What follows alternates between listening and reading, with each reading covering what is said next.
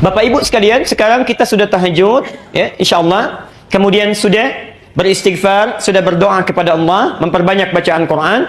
Tiba kemudian azan subuh berkumandang. Apa yang dilakukan oleh Rasulullah? Nah, masya Allah, ibu dan bapak sekalian, Rasulullah SAW saat azan subuh sudah memanggil, beliau menjawab panggilan azan itu, tapi masih berada di rumahnya, menunggu azan selesai. Ya. Jadi belum ke masjid, ya. Beliau berada di rumahnya, kemudian menunggu azan selesai, lantas menunaikan 2 rakaat fajar, ya, 2 rakaat sebelum salat subuh. Bapak Ibu sekalian, ada sekitar 12 rakaat yang utama. Saya tidak akan ulang ini. Ada sekitar 12 rakaat salat sunnah yang utama sifatnya, ya. Utama itu selalu dijaga oleh para sahabat dan dipraktekkan, seringkali dipraktekkan oleh Nabi. 12 rakaat, ya. Yang pertama, 2 rakaat sebelum subuh, 4 rakaat sebelum zuhur, 2 rakaat setelah zuhur, 2 rakaat setelah maghrib, 2 rakaat setelah isya. Jelas? Baik. Dari mana dapatnya hadis itu? Ya. Kita bisa temukan misalnya di dalam hadis riwayat Muslim nomor hadis 728 dari Ummu Habibah. Ya. Beliau menyampaikan, kata Rasulullah sallallahu alaihi wasallam, beliau menyampaikan, man shalla, saya ulang, man shalla isnatai asyrata rak'atan, ya, fi yaumin wa lailatin. Siapa yang menunaikan salat 12 rakaat sehari satu malam, maksudnya salat sunnah yang mengikuti yang fardu, ya.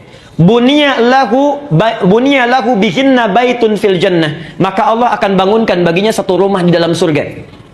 Siapa yang menunaikan salat sunnah yang mengiringi salat fardu sebanyak 12 rakaat, ya, dilakukan konsisten sehari semalam, ya.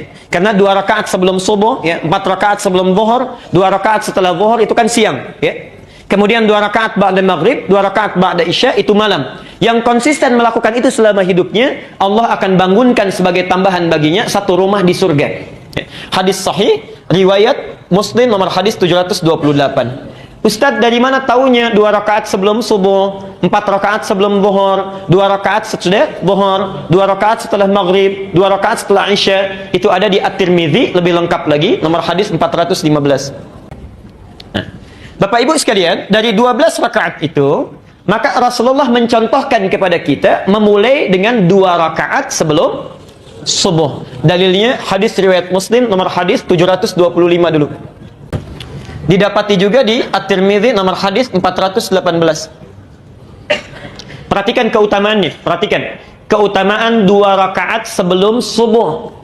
Ini saking pentingnya, Rasulullah tidak pernah meninggalkannya selama hidupnya. Saking pentingnya, ya. Dan ada 2 salat yang hampir tidak pernah ditinggalkan oleh Nabi. Hampir tidak pernah ditinggalkan oleh Nabi. Bahkan dalam perjalanan pun masih dikerjakan. Masih dikerjakan. Yaitu 2 rakaat sebelum subuh dengan salat witir, ya. Itu seringkali dikerjakan. Perhatikan, kata Rasulullah, rak'atal fajri, 2 rakaat salat yang ditunaikan sebelum subuh itu khairum minad dunya wa ma fiha. 2 rakaat fajar atau 2 rakaat sebelum subuh itu pahalanya, nilainya di sisi Allah lebih baik daripada dunia dan seisinya. Masya Allah, dunia dan seisinya. Ini semua ada dunia dan isi-isinya, ya. Kalau kita miliki itu nggak ada nilai apa-apanya dibandingkan menunaikan 2 rakaat sebelum subuh. Jadi kalau antum menunaikan 2 rakaat sebelum subuh, itu nilainya di sisi Allah lebih dibandingkan daripada dunia dan seisinya. Nggak ada nilainya, ya. Walaupun di dunia ini ada tambahan lagi orang kaya, tambah lagi orang kaya, kumpul lagi, itu nggak ada nilainya dibandingkan 2 rakaat sebelum subuh. Nah, sekarang ayo saya mau tanyakan sebentar. Maafkan saya, kalau nanti Al-Ihsan bikin pengumuman, nggak usah tunggu bulan depannya. Mana DKM-nya ini? Baik. Ada DKM-nya?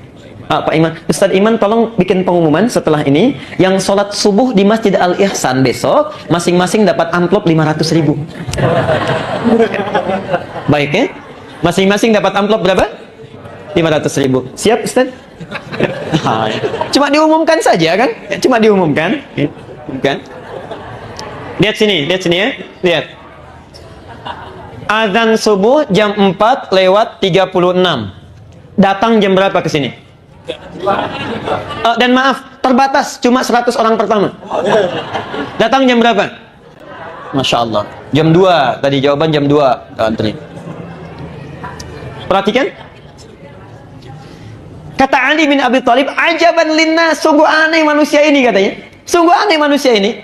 Sudah tahu akan meninggal, tapi nggak pernah serius menyiapkan bekal untuk meninggalnya. Ya. Itu Ali dulu. Sekarang lebih aneh lagi. Masya Allah, lebih aneh lagi. Dikasih uang 500.000, azan jam 4.36, bangun dari jam 2. Cuma 500.000, Allah tawarkan dunia dan seisinya.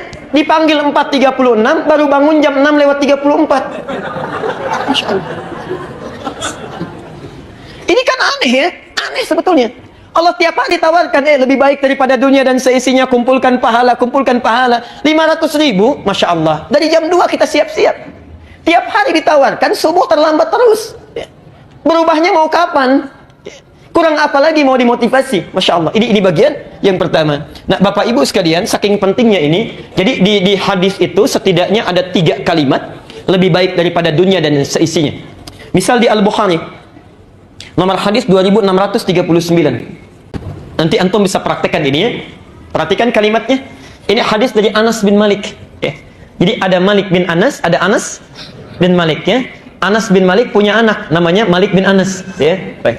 Nah, Anas bin Malik ini Masya Allah itu pembantu Nabi dan lama membantu Rasulullah. Ketika ditanyakan, beliau ditanya oleh sahabat setelah Rasulullah wafat, ya, ditanya, "Hei saudaraku," katanya, ya, kalau dalam bahasa kita Allahu a'lam, ya akhi, ya, saudaraku, bagaimana kesanmu saat membantu Rasulullah? Perhatikan kata Anas bin Malik, tidak pernah saya dapati Rasulullah saat saya bantu kecuali mendengar satu kalimat dari lisan beliau. Satu kalimat saja. Perhatikan kalimatnya, kata Nabi, apa yang bisa saya bantu? Madza akhdubuk? Selama saya bantu Nabi, saya nggak pernah dengar kalimat dari Nabi kecuali satu. Kata Anas ini, apa yang bisa saya bantu? Insya Allah. Ya. Ini paling luar biasa. Anas itu jadi pembantu Nabi, bukan sekedar ingin jadi pembantu. Ya, Masya Allah. Beliau itu ingin mengabdikan hidupnya supaya lihat bagaimana kehidupan sunnah langsung dari sumbernya. Ya. Jadi seorang tuan kan wajar minta dibuatkan kopi, cucikan piring dan sebagainya misal ya. Ini tidak pernah mengalir dari lisan Nabi, saking mulianya manusia ini. Hanya mengatakan apa yang bisa saya bantu katanya. Masya Allah. Karena Nabi itu makan, Masya Allah, tempatnya dicuci sendiri. Kalau kita piringnya cuci sendiri, ya. Ada sendalnya copot, kemudian beliau sambungkan sendiri. Bajunya robek, kemudian dijahit sendiri. Ya. Orang yang dijamin masuk surga, bebas dari kesalahan. Hisabnya tidak ada hisab bagi beliau. Langsung surganya nunggu nama Muhammad. Tidak akan dibuka itu pintu surga kecuali Muhammad masuk duluan. Ya. Man ant, kata penghuni, kata penjaga surga. Muhammad, kata Rasulullah. Kata penghuni, kata penjaga surga ini, aku diperintahkan untuk tidak membuka pintu surga kecuali engkau masuk duluan. Dan Muhammad ini tidak akan pernah masuk surga kecuali menunggu umatnya semuanya masuk. Tidak masuk surga kecuali menunggu umatnya berkumpul. Ditunggu itu, kita ditunggu oleh Rasulullah. Sampai semua terkumpul baru dibimbing oleh beliau masuk surga. Muhammad sallallahu alaihi wasallam. Masya Allah. Kita yang selalu ingin bersama beliau, yang selalu mengatakan sunnahnya dan sebagainya, kita ikuti, kita praktekkan, sudahkah? Masya Allah. Ya. Sudahkah kita memulai dalam hidup? Kadang-kadang kita nuntutnya banyak, ya. Makan, berikan pada orang lain, ya, masih disisakan juga, masih dibuang juga, piringnya dibebankan pada orang lain, copot berikan pada orang lain, macam-macam, Masya Allah. Dalam hidup kita selalu mengatakan, saya ikut sunnah Nabi, ikut sunnah Nabi, ikut sunnah Nabi. Apa yang sudah kita banggakan di hadapan Rasulullah? Masya Allah. Karena itu bertakwalah kepada Allah, hadirin sekalian, Bapak Ibu sekalian. Itulah Muhammad. Kata Anas bin Malik, saya tidak pernah dengar sesuatu pun dari lisan Nabi kecuali apa yang bisa saya bantu. Muhammad sallallahu alaihi wasallam. Insyaallah. Ya. Karena itu kata Jibril alaihi salam, kata Jibril, hadis sahih dalam Mustadrak Al-Hakim, ya, sebutkan Nabi sallallahu alaihi wasallam satu kali akan naik ke mimbar, lalu turun Jibril. Kata Jibril, bu'dan, terlalu, ya, sungguh jauh dari rahmat Allah dan terlalu orang ini. Man dzukirta indahu liman dzukirta indahu falam yusalli alaihi. Ya. Orang yang disebutkan namamu Muhammad di sampingnya, enggak mau salawat kepadamu, itu orang keterlaluan. Ya. Masya Allah, itu orang keterlaluan katanya. Saking sayangnya Jibril kepada Muhammad sallallahu alaihi wasallam, itu yang dipikirkan itu cuma kita, Bu, Pak, ya. Cuma kita, Masya Allah. Ya. Saya berikan misalnya 2 sampai 3 riwayat, Masya Allah. Satu kali beliau sallallahu alaihi wasallam dalam hidupnya itu sedang kumpul dengan sahabatnya, ya. Lalu kata beliau, ashtaqu bi ikhwani. Saya itu kok rindu sekali dengan saudara-saudara saya. Rindu dengan saudara-saudara saya. Sahabatnya menjawab, ya Rasulullah, alasna ikhwanik. Rasulullah, bukankah kami ini saudara-saudaramu? Ya. Kata Nabi, lastum ikhwani, ya, bal antum ashabi. Kalian ini bukan saudara saya, kalian ini sahabat-sahabat saya. Perhatikan, ikhwani humul ladzina lam yarawni walakinnahum amanu bi. Saudara saya itu orang yang nggak pernah lihat saya, tapi selalu beriman kepada saya. Orang yang tidak pernah lihat saya, percaya dengan saya. Ya. Kalau antum percaya pada orang yang kelihatan, itu wajar. Tapi percaya pada yang tidak tampak, masih yakin juga, itu yang tidak wajar. Kata Nabi, saya merindukan saudara-saudara saya ini. Antum tuh dirindukan oleh Nabi. Masa kita tidak ada kerinduan untuk bertemu dengan Rasulullah? Setidaknya tunggangi sunnahnya, insyaallah. Bahkan demi Allah saya katakan di akhir hayatnya, hadis-hadis riwayatnya sahih. Ketika beliau akan meninggal dunia, Fudail membawakan air untuk beliau wudu. Ya, masya Allah. Fudail itu anak pertama daripada Abbas. Abbas punya dua anak, yang paling populer laki-laki. Satu namanya Fudail, yang kedua namanya Abdullah. Abdullah hidup di bawah naungan Rasulullah sampai beliau jadi penghafal Quran, penafsir Quran. Fudail kakaknya, saat Rasulullah akan wafat, beliau yang membawakan air wudunya. Ya. Dalam pangkuan Aisyah radhiyallahu anha, sampingnya ada Ali, ya. Sampingnya ada Fatimah, yang dipanggil bukan Aisyah, bukan Ali, bukan Fatimah. Ummati, ummati, ummati. Mau meninggal pun masih antum yang disebut itu. Ya, insyaallah.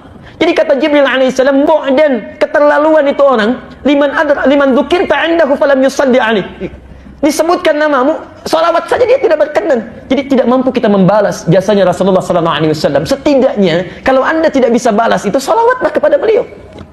Dan dalam salawat pun masih diberikan pahala juga. Man shalla alayya salatan wahidah sallallahu alaihi ashra. Masya Allah. Siapa yang salawat satu kali saja, aku tidak butuh itu. Ya, cuma dengan salawat itu Allah akan memberikan 10 kali lipat kebaikan kepada orang itu. Ya. Di Bapak Ibu sekalian, itulah Muhammad sallallahu alaihi wasallam. Nah, kata Anas bin Malik, la ghadwatun fi sabilillah. Ya. Aktivitas baik yang dilakukan karena Allah dari pagi sampai dengan maghrib, au rauhatun, atau aktivitasnya dari siang sampai maghrib tapi semua karena Allah. Misal, makannya karena Allah, minumnya karena Allah, kerjanya karena Allah. Mau makan bismillah, mau minum bismillah, mau kerja bismillah. Perhatikan, khairum minad dunya wa ma fiha. Itu lebih baik daripada punya seluruh isi dunia ini.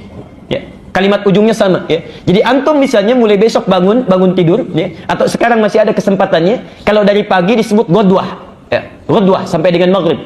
Kalau dari siang sampai dengan maghrib disebut rauhah. Kalau semua aktivitas kita diniatkan karena Allah, makannya bismillah karena Allah, minumnya bismillah karena Allah, kerjanya karena Allah, rawat anak karena Allah, itu kata Anas bin Malik, sabda Rasulullah, khairum minad dunya wa ma fiha. Apa balasan bagi orang ini? Dari Sa'ad As-Sa'adi di Al-Bukhari, masih hadisnya, nomor hadis 3078. Perhatikan, maudhi'us sautin fil jannah, ya. Orang ini akan dibalas dengan pahala yang berlimpah. Tempat pecut saja, tempat pecut, ya, tempat pecutnya sesuatu yang tersimpan di surga, untuk ilustrasi saja, khairum minad dunya wa ma fiha.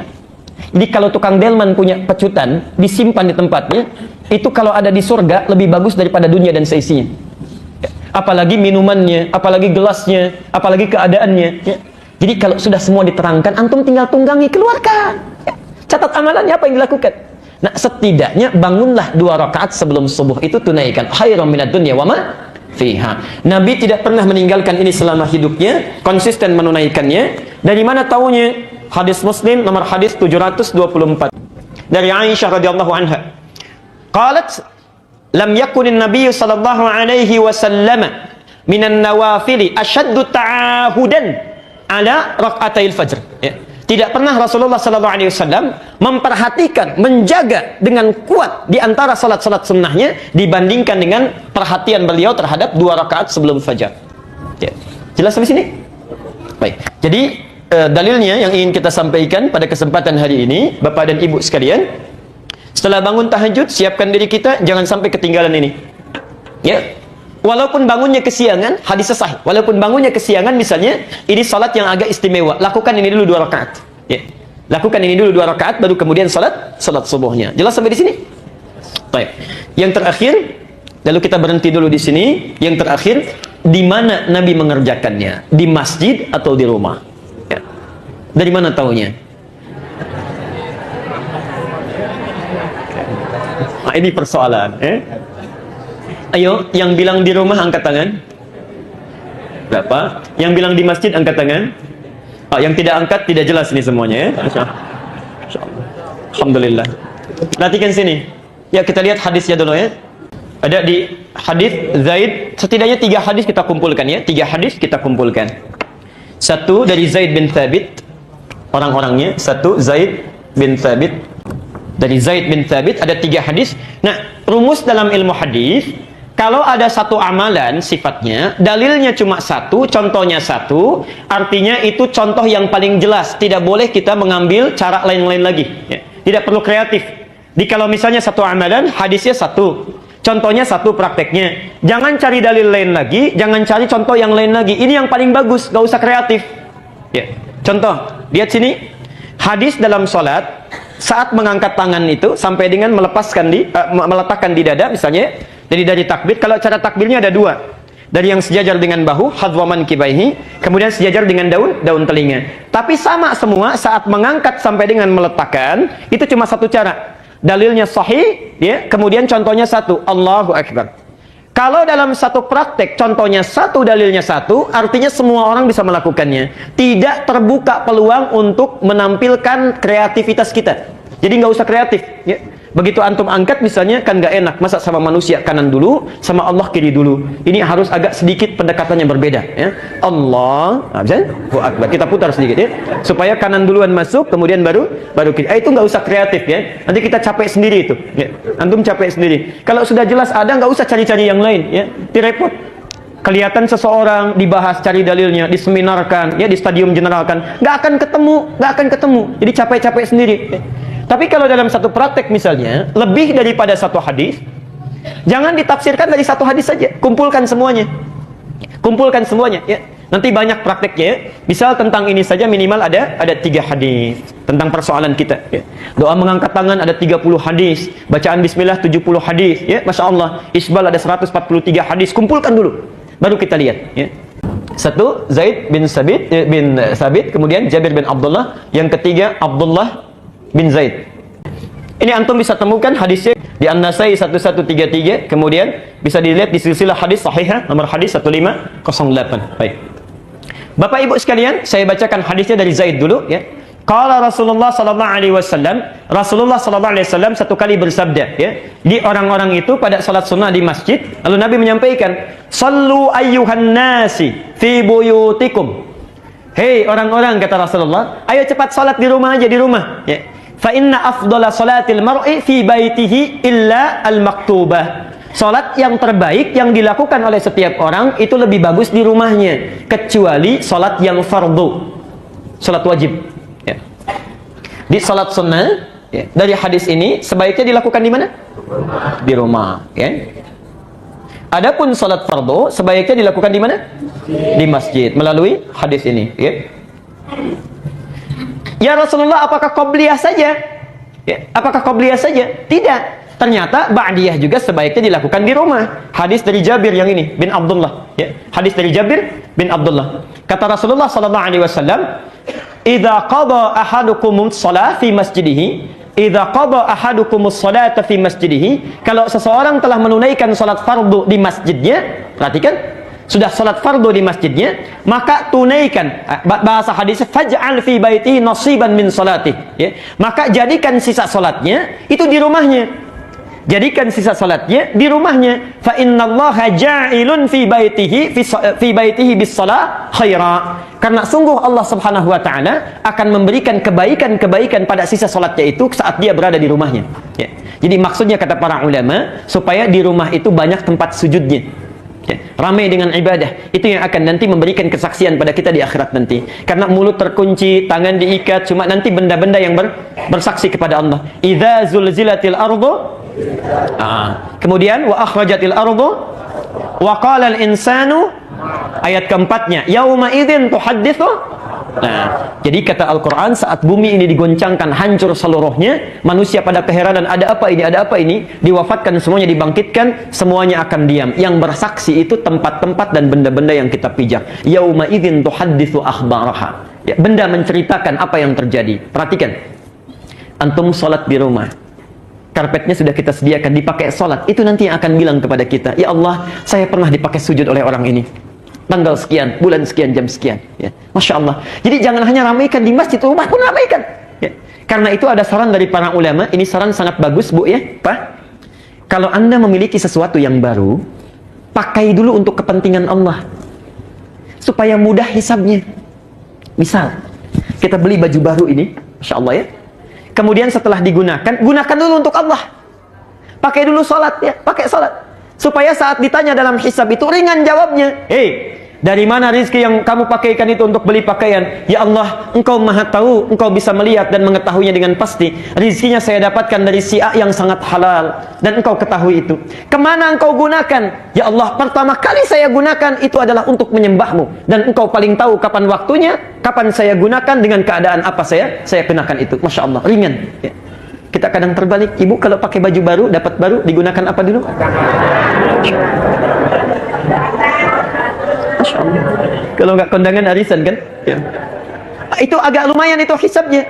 Awal-awal memang pede. Dari mana kamu dapatkan? Ya Allah, dari kerja keras suami saya, yang keringat yang kau ketahui sangat halal dia lakukan. Semuanya lancar-lancar. Kemana engkau pergunakan? Kondangan ya Allah pertama kali. Nah itu persoalan ya.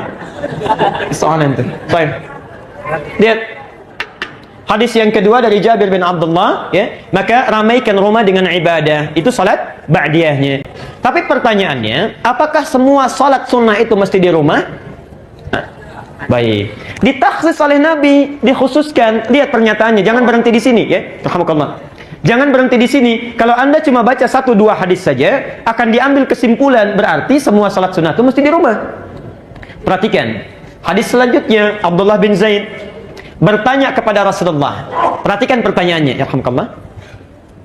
Ya Rasulullah, wahai Rasulullah, ayyuma afdalu min salati? Ya. Mana yang paling afdal di antara salat saya? Hal salati fil bait amil fil masjid? Am fil masjid? Apakah salat yang saya lakukan di rumah saya atau di masjid? Ya. Apakah salat yang saya lakukan di rumah saya atau di masjid? Karena beliau melihat Rasulullah itu sunnahnya di rumah, kemudian baru ke masjid. Dijawab oleh Nabi. Perhatikan. Lihat jawabannya ya. Ala tara amma aqrabu min baiti? Ya. Ala tara amma aqrabu baiti min masjid? Maaf. Ala tara amma aqrabul baiti min masjid? Tidakkah engkau lihat jarak antara rumahku dengan masjid sedekat apa? Tidakkah engkau lihat jarak antara rumahku dengan masjid sedekat apa? Jelas sampai sini? Jelas ya? Pak, belum selesai kalimatnya. Belum selesai. Maka tunaikanlah salatmu di rumah, bila tempatmu itu dekat dengan masjid. Ini kalimatnya. Saya mau tanya, maaf, rumah Nabi di mana? Kalau ini masjid, rumah Nabi ya di sini, belakang. Baik, ini isyarat yang cerdas untuk kita baca. Sunnahnya dilakukan di rumah kalau rumahnya dekat dengan masjid. Kalau rumah antum jauh dari masjid, jangan maksa. Dari Tambun ingin hadir kuliah subuh ke sini, sholat sunnahnya di sini, nyampe sini kapan? Ya, baik.